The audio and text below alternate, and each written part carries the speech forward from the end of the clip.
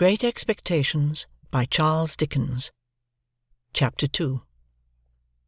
My sister, Mrs. Joe Gargery, was more than 20 years older than I, and had established a great reputation with herself and the neighbours, because she had brought me up by hand. Having at that time to find out for myself what the expression meant, and knowing her to have a hard and heavy hand, and to be much in the habit of laying it upon her husband as well as upon me, I supposed that Joe Gargery and I were both brought up by hand. She was not a good-looking woman, my sister, and I had a general impression that she must have made Joe Gargery marry her by hand. Joe was a fair man, with curls of flaxen hair on each side of his smooth face, and with eyes of such a very undecided blue that they seemed to have somehow got mixed with their own whites. He was a mild, good-natured, sweet-tempered, easy-going, foolish, dear fellow, a sort of Hercules in strength, and also in weakness. My sister, Mrs. Joe, with black hair and eyes, had such a prevailing redness of skin, that I sometimes used to wonder whether it was possible she washed herself with a nutmeg grater instead of soap. She was tall and bony, and almost always wore a coarse apron, fastened over her figure behind with 2 loops, and having a square, impregnable bib in front that was stuck full of pins and needles. She made it a powerful merit in herself, and a strong reproach against Joe, that she wore this apron so much. Though I really see no reason why she should have worn it at all, or why, if she did wear it at all, she should not have taken it off every day of her life. Joe's forge adjoined our house, which was a wooden house, as many of the dwellings in our country were, most of them at that time. When I ran home from the churchyard, the forge was shut up, and Joe was sitting alone in the kitchen. Joe and I, being fellow-sufferers, and having confidences as such, Joe imparted a confidence to me the moment I raised the latch of the door and peeped in at him, opposite to it, sitting in the chimney-corner. "Mrs. Joe has been out a dozen times looking for you, Pip, and she's out now, making it a baker's dozen." "Is she?" "Yes, Pip," said Joe. "And what's worse, she's got Tickler with her." At this dismal intelligence, I twisted the only button on my waistcoat round and round, and looked in great depression at the fire. Tickler was a wax-ended piece of cane, worn smooth by collision with my tickled frame. "She sot down," said Joe, "and she got up, and she made a grab at Tickler, and she rampaged out. That's what she did," said Joe, slowly clearing the fire between the lower bars of the poker, and looking at it. "She rampaged out, Pip." "Has she been gone long, Joe?" I always treated him as a larger species of child, and as no more than my equal. "Well," said Joe, glancing up at the Dutch clock, "she's been on the rampage, this last spell, about 5 minutes, Pip. She's a-coming. Get behind the door, old chap, and have the jack-towel betwixt you." I took the advice. My sister, Mrs. Joe, throwing the door wide open, and finding an obstruction behind it, immediately divined the cause, and applied Tickler to its further investigation. She concluded by throwing me, I often served as a connubial missile, at Joe, who, glad to get hold of me on any terms, passed me on into the chimney, and quietly fenced me up there with his great leg. "Where have you been, you young monkey?" said Mrs. Joe, stamping her foot. "Tell me directly. What you been doing to wear me away with fret and fright and worrit, or I'd have you out of that corner if you was 50 pips, and he was 500 Gargerys." "I've only been to the churchyard," said I from my stool, crying and rubbing myself. "Churchyard?" repeated my sister. "If it warn't for me, you'd have been to the churchyard long ago, and stayed there. Who brought you up by hand?" "You did," said I. "And why did I do it, I should like to know?" exclaimed my sister. I whimpered. "I don't know."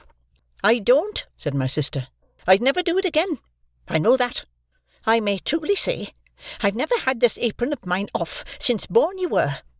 It's bad enough to be a blacksmith's wife, and him a Gargery, without being your mother." My thoughts strayed from that question, as I looked disconsolately at the fire. For the fugitive out on the marshes with the iron leg, the mysterious young man, the file, the food, and the dreadful pledge I was under to commit a larceny on those sheltering premises, rose before me in the avenging coals. "Ha!" said Mrs. Joe, restoring Tickler to his station. Churchyard, indeed! You may well say churchyard, you two." One of us, by the by, had not said it at all. "You'll drive me to the churchyard betwixt you, one of these days, and oh, a precious pair you'd be without me." As she applied herself to set the tea things, Joe peeped down at me over his leg, as if he were mentally casting me and himself up, and calculating what kind of pair we practically should make under the grievous circumstances foreshadowed.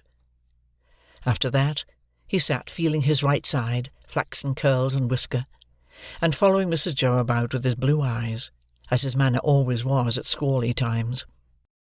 My sister had a trenchant way of cutting our bread and butter for us that never varied.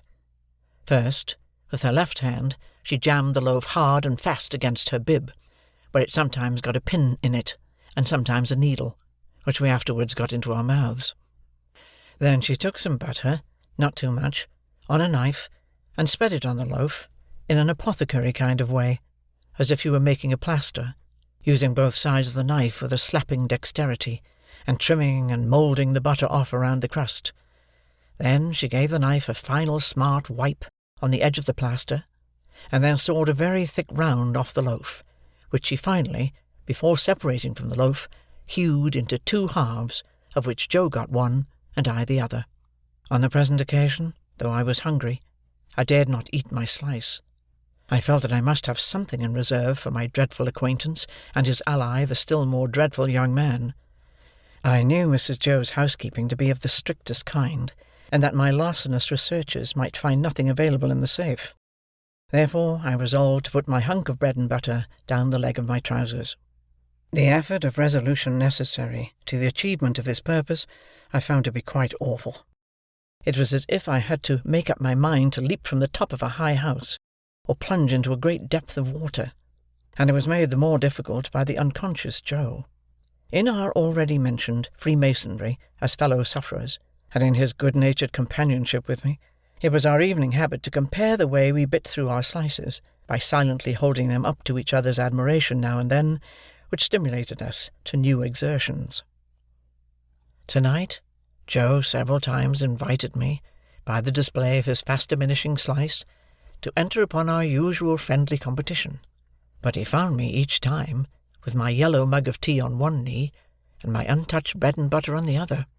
At last, I desperately considered that the thing I contemplated must be done, and that it had best be done, in the least improbable manner consistent with the circumstances. I took advantage of a moment when Joe had just looked at me, and got my bread and butter down my leg. Joe was evidently made uncomfortable by what he supposed to be my loss of appetite, and took a thoughtful bite out of his slice, which he didn't seem to enjoy. He turned it about in his mouth much longer than usual, pondering over it a good deal, and after all gulped it down like a pill. He was about to take another bite, and had just got his head on one side for a good purchase on it, when his eye fell on me, and he saw that my bread and butter was gone. The wonder and consternation with which Joe stopped on the threshold of his bite and stared at me were too evident to escape my sister's observation. "What's the matter now?" she said smartly as she put down her cup. "I say, you know," muttered Joe, shaking his head at me in very serious remonstrance. "Pip, old chap, you'll do yourself a mischief. It'll stick somewhere. You can't have chawed it, Pip."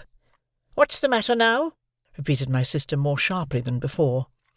"If you can cough any trifle on it up, Pip, I'd recommend you to do it," said Joe, all aghast. "Manners is manners, but still your health's your health."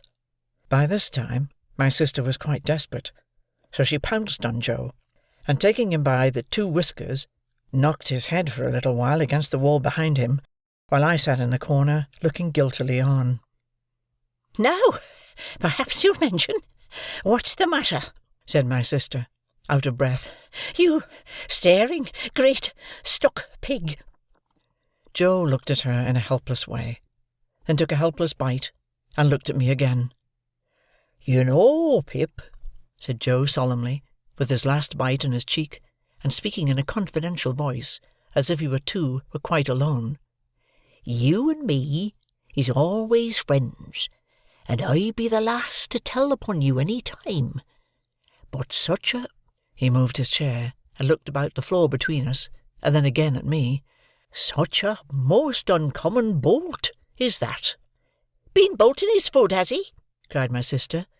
"You know, old chap," said Joe, looking at me, and not at Mrs. Joe, with his bite still in his cheek, "I bolted myself when I was your age, frequent. And as a boy, I've been among a many bolters. But I never see your bolting equal yet, Pip, and it's a mercy you ain't bolted dead." My sister made a dive at me, and fished me up by the hair, saying nothing more than the awful words, "You come along and be dozed." Some medical beast had revived tar water in those days, as a fine medicine, and Mrs. Joe always kept a supply of it in the cupboard, having a belief in its virtues correspondent to its nastiness. At the best of times, so much of this elixir was administered to me as a choice restorative, that I was conscious of going about smelling like a new fence. On this particular evening, the urgency of my case demanded a pint of this mixture, which was poured down my throat, for my greater comfort, while Mrs. Joe held my head under her arm, as a boot would be held in a boot-jack. Joe got off with a half a pint, but was made to swallow that, much to his disturbance as he sat slowly munching and meditating before the fire, because he had a turn. Judging from myself, I should say he certainly had a turn afterwards, if he had had none before. Conscience is a dreadful thing, when it accuses man or boy, but when, in the case of a boy, that secret burden co-operates with another secret burden down the leg of his trousers, it is, as I can testify, a great punishment. The guilty knowledge that I was going to rob Mrs. Joe, I never thought I was going to rob Joe, for I never thought of any of the housekeeping property as his, united to the necessity of always keeping one hand on my bread and butter as I sat, or when I was ordered about the kitchen on any small errand, almost drove me out of my mind. Then, as the marsh winds made the fire glow and flare, I thought I heard the voice outside of the man with the iron on his leg who had sworn me to secrecy, declaring that he couldn't and wouldn't starve until tomorrow, but must be fed now. At other times I thought, what if the young man, who was with so much difficulty restrained from imbruing his hands in me, should yield to a constitutional impatience, or should mistake the time, and should think himself accredited to my heart and liver tonight, instead of tomorrow? If ever anybody's hair stood on end with terror, mine must have done so then, but perhaps nobody's ever did. It was Christmas Eve, and I had to stir the pudding for next day, with a copper stick, from 7 to 8 by the Dutch clock. I tried it with the load upon my leg, and that made me think afresh of the man with the load on his leg, and found the tendency of the exercise to bring the bread and butter out at my ankle quite unmanageable. Happily, I slipped away, and deposited that part of my conscience in my garret bedroom. "Hark!" said I, when I had done my stirring, and was taking a final warm in the chimney corner before being sent up to bed. "Was that great guns, Joe?" "Ah!" said Joe, "there's another convict off." "What does that mean, Joe?" said I. Mrs. Joe, who always took explanations upon herself, said snappishly, "Escaped! Escaped!" administering the definition like tar water. While Mrs. Joe sat with her head bending over her needlework, I put my mouth into the forms of saying to Joe, "What's a convict?" Joe put his mouth into the forms of returning such a highly elaborate answer that I could make out nothing of it but the single word, "Pip."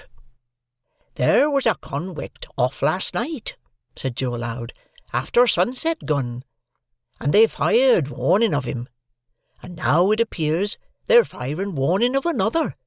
"Who's firing?" said I. "Drat that boy!"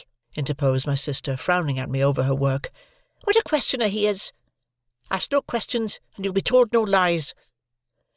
It was not very polite to herself, I thought, to imply that I should be told lies by her, even if I did ask questions. But she never was polite, unless there was company. At this point, Joe greatly augmented my curiosity by taking the utmost pains to open his mouth very wide, and to put it into the form of a word that looked to me like sulks. Therefore I naturally pointed to Mrs. Joe, and put my mouth into the form of saying, Her.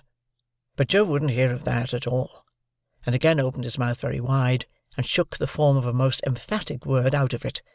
But I could make nothing of the word.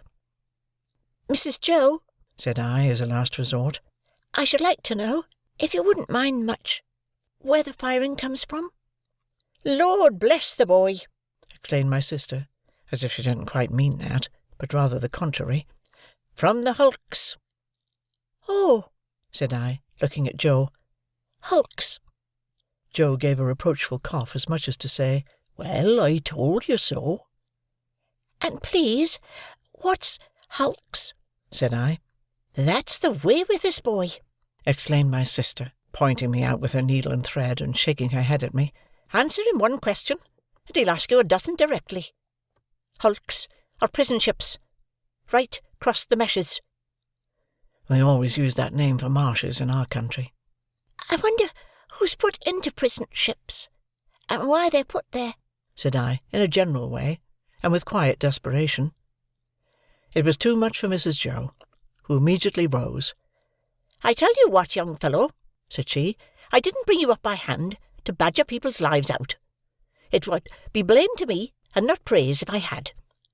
People are put in the hulks because they murder, and because they rob and forge, and do all sorts of bad, and they always begin by asking questions. Now, you get along to bed."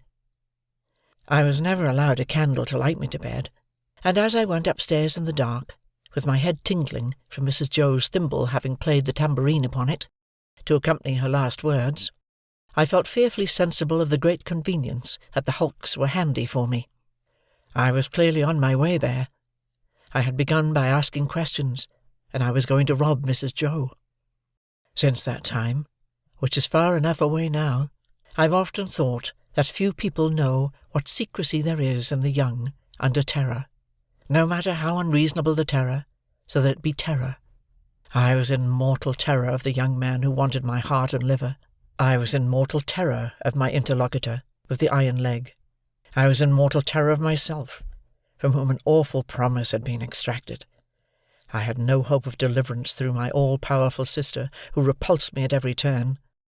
I am afraid to think of what I might have done, on requirement, in the secrecy of my terror.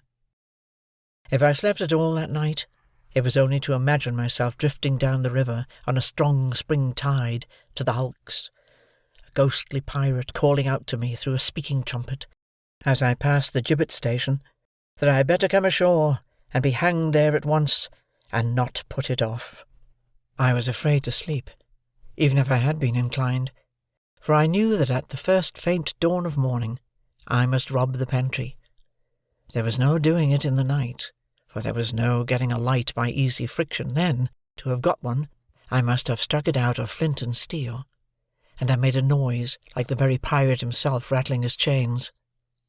As soon as the great black velvet pall outside my little window was shot with grey, I got up and went downstairs, every board upon the way, and every crack in every board calling after me, "Stop thief," and "Get up, Mrs. Joe." In the pantry, which was far more abundantly supplied than usual, owing to the season, I was very much alarmed by a hare hanging up by its heels, whom I rather thought I caught when my back was half turned, winking. I had no time for verification, no time for selection, no time for anything, for I had no time to spare. I stole some bread, some rind of cheese, about half a jar of mincemeat, which I tied up in my pocket handkerchief with my last night's slice, some brandy from a stone bottle, which I decanted into a glass bottle I had secretly used for making that intoxicating fluid, Spanish licorice water, up in my room, diluting the stone bottle from a jug in the kitchen cupboard, a meat bone with very little on it, and a beautiful round compact pork pie.